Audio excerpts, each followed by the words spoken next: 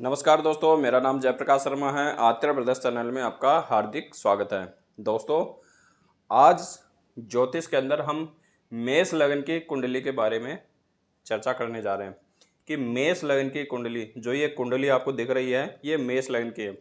ये कैसे पता चल रहा है कि ये मेष लग्न की है?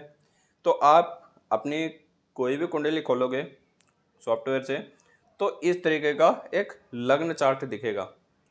इस चार्ट के अंदर जहां जो नंबरिंग स्टार्ट होती है वही कुंडली आपके सामने होती है।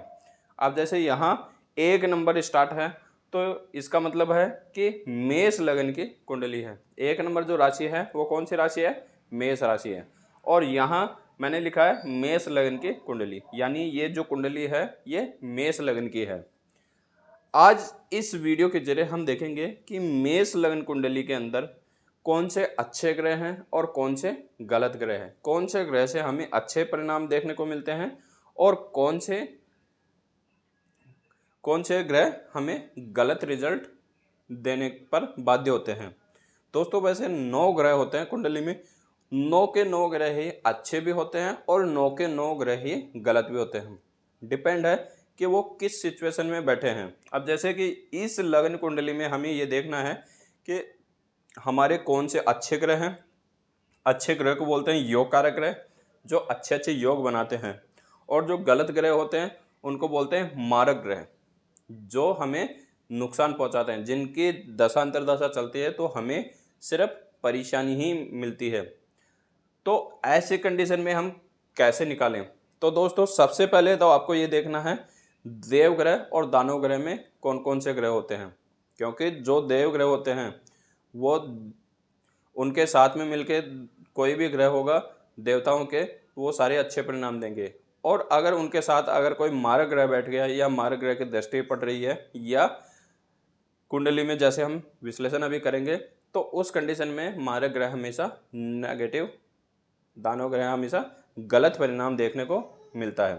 तो इस कंडीशन में हम देखते हैं। सबसे पहले आपको मैं बता देता हूं कि कोई भी कुंडली हो, 12 लग्न कुंडली हैं, 12 लग्न कुंडली में कोई भी कुंडली हो, उसमें जो लग्नेश होता है वो हमेशा योग कारक होता है।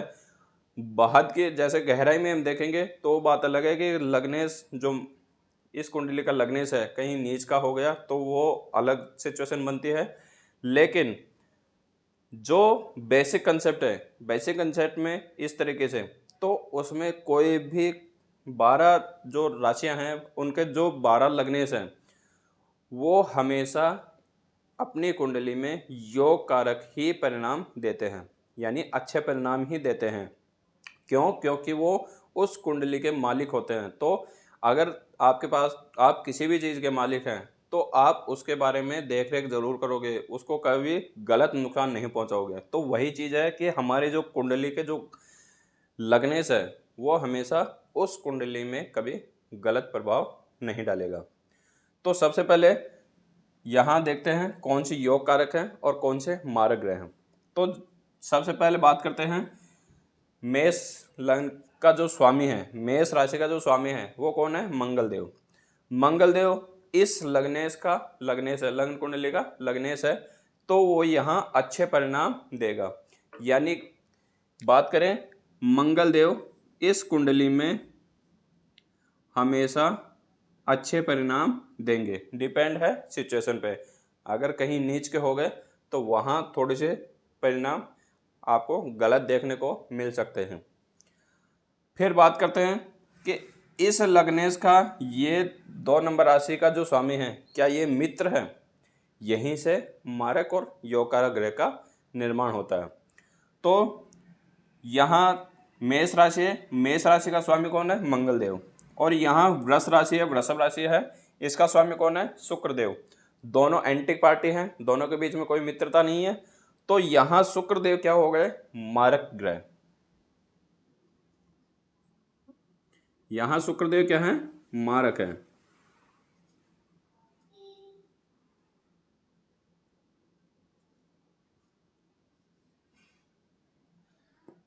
क्यों? क्योंकि मंगल देव इस पूरी कुंडली का कर्ता धर्ता है। इसके जो मित्र हैं वो योग कारक हैं, जो इनके शत्रु हैं वो कहाँ चले जाते हैं, मारक ग्रह में।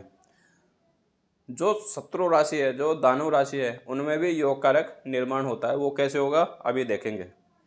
उसके बाद बात करते हैं नेक्स्ट जो है 3 नंबर राशि।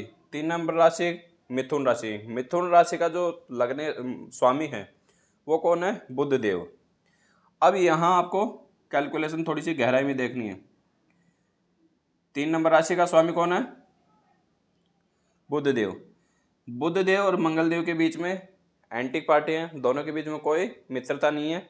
तो यहाँ बुध देव भी मारक कंडीशन में ही आएंगे। बुध देव की जब जब भी दशा अंतर्दशा आएगी वो हमेशा गलत ही परिणाम देने पर बाध्य रहेंगे, आपको अच्छे परिणाम नहीं दे पाएंगे। फिर बात करते हैं मंगल देव और 4 नंबर राशि है कर्क राशि। कर्क राशि का स्वामी कौन है, चंद्रमा। मंगल देव और चंद्रमा के बीच में दोनों देव ग्रह की राशियां हैं, दोनों आपस में मित्र हैं। मित्र होंगे तो ये क्या हो गए यहाँ, योग कारक। तो यहाँ चंद्रमा क्या है, योग कारक। चंद्रमा की जब जब भी दशा अंतर्दशा आएगी वो हमेशा अच्छे परिणाम ही देंगे, आपको गलत परिणाम नहीं देंगे। उसके बाद बात करते हैं कि जो मंगल देव हैं और 5 नंबर राशि सिंह राशि। सिंह राशि का स्वामी कौन है, सूर्यदेव। सूर्यदेव और मंगल देव के बीच में क्या है, मित्रता है, क्योंकि दोनों के दोनों ही देव राशियां हैं, देव ग्रह की राशियां हैं। तो यहाँ सूर्यदेव भी क्या हैं, योग कारक हैं।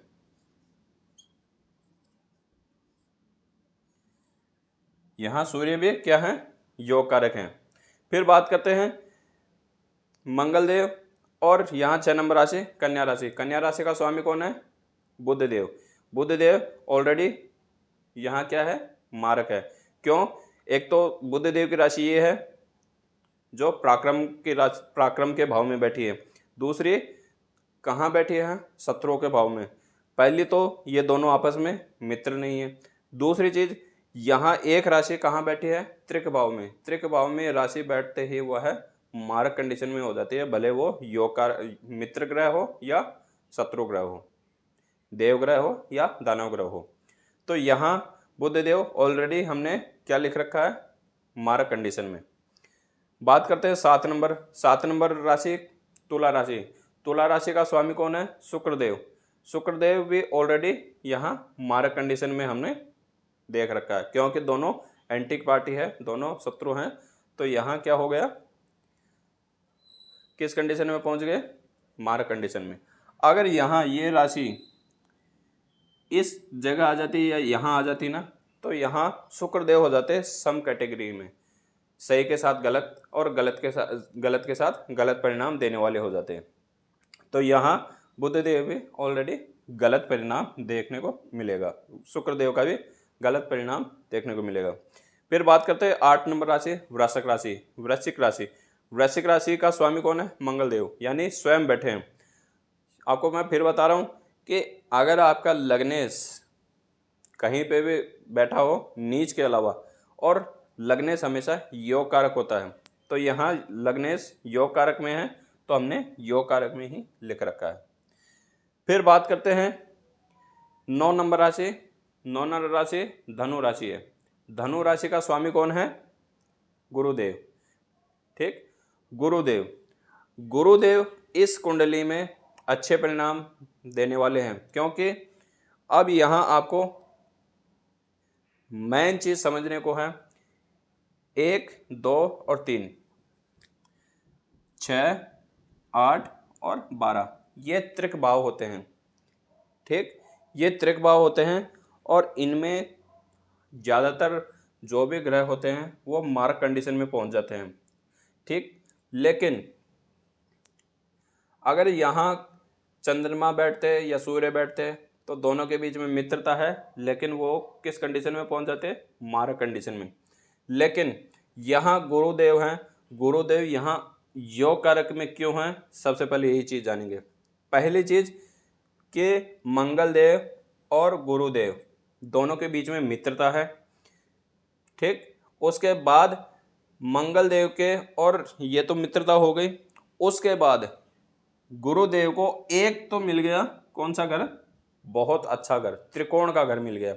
दूसरा घर मिल गया खराब घर।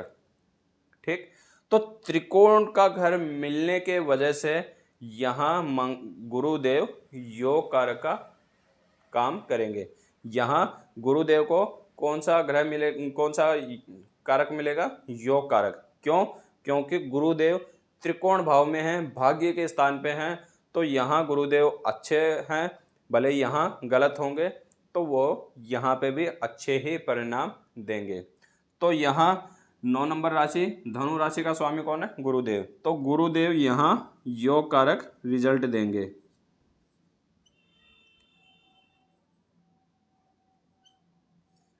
गुरुदेव यहाँ योग कारक रिजल्ट देंगे। उसके बाद बात करते हैं नेक्स्ट शनिदेव। अब यहाँ आपको और चीज़ समझने को मिलेगी। मंगलदेव और 10 नंबर राशि मकर राशि। मकर राशि का स्वामी कौन है, शनिदेव। दोनों के बीच में कोई मित्रता नहीं है, लेकिन यहाँ चीज़ समझने को है। पहले तो शनिदेव को 2 राशियाँ मिली हैं, मकर और कुंभ, और दोनों के दोनों ही एक केंद्र का भाव है, दूसरा समभाव है। यानी इस कंडीशन में शनिदेव अच्छे परिणाम देंगे, भले वो दुश्मन के, उनका लग्न दुश्मन ही क्यों ना हो। तो यहाँ शनिदेव को हम क्या देंगे, योग कारक का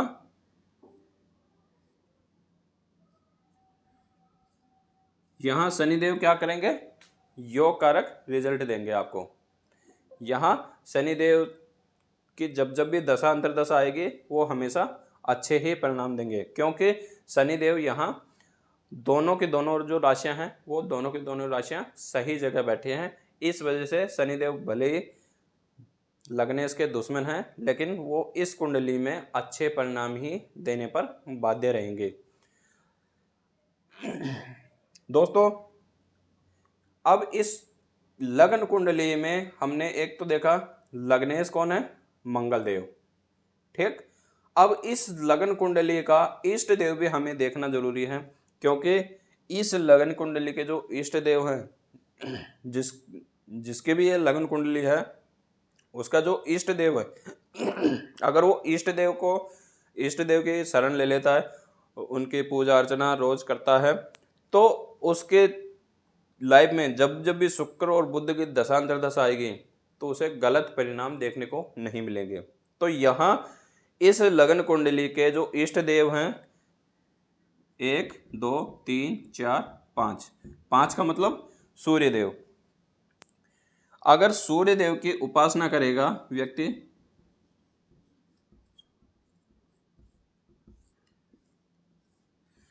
तो उसकी लाइफ में कभी भी शुक्र और बुध की दशांतरदशा आएगी तो गलत परिणाम देखने को नहीं मिलेगा। क्यों, क्योंकि इस लग्न के जो इष्ट देव हैं वो है सूर्यदेव, और सूर्यदेव की उपासना करने पर ये जो 2 ग्रह हैं ये अपने आप ही शांत रहेंगे। क्यों, क्योंकि उनको सूर्यदेव अपने आप शांत करेंगे अगर हमने इसका इष्ट ले लिया तो।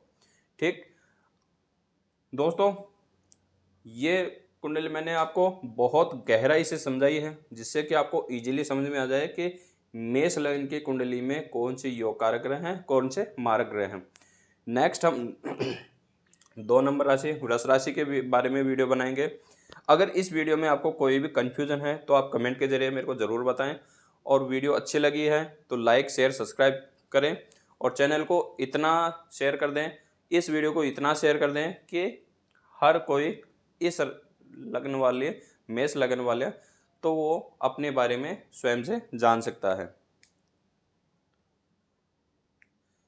नेक्स्ट वीडियो जैसे आएगी आपके पास नोटिफिकेशन आ जाएगा। तब तक के लिए जय श्री राम।